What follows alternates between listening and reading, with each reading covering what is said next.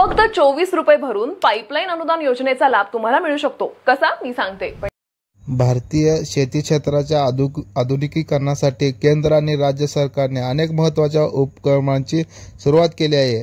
यातील एक अत्यंत गरजेची आणि प्रभावी योजना म्हणजे पाईपलाईन योजना।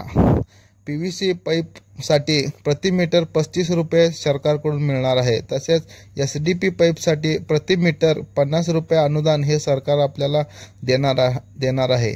एकूण अनुदानाची कमाल मर्यादा 15,000 किंवा 428 मीटर पाईप अशी आहे। अनुसूचित जाती जमाती SC ST यासाठी पीव्हीसी पाईपसाठी 100% अनुदान आणि कमाल अनुदान 30,000 पर्यंत ही विभागीय सामाजिक न्यायाच्या तत्वावर आधारित आहे आणि आर्थिकदृष्ट्या कमकुवत घटकांना आर्थिक मदत मिळावी म्हणून सरकारने आपल्या शेतकऱ्यांसाठी योजना आणलेली आहे।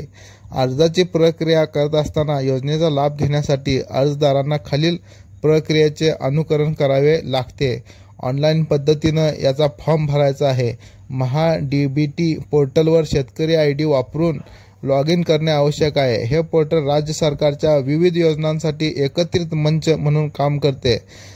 ह्यासाठी आपल्याला 24 रुपये भरून पावती घेणे आवश्यक आहे।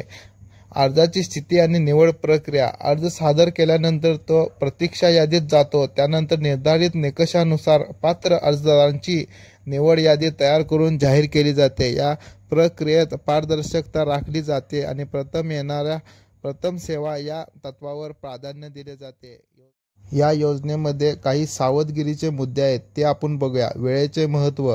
योजनेत मर्यादित निधी असल्याने लवकर अर्ज करणे आवश्यक आहे। विलंब केल्यास अर्ज नाकारला जाऊ शकतो। कागदपत्रांची तयारी करत असताना आधार कार्ड, 7/12 उतारा, बँक पासबुक आणि इतर संबंधित कागदपत्रे पूर्ण तयारीने ठेवावी।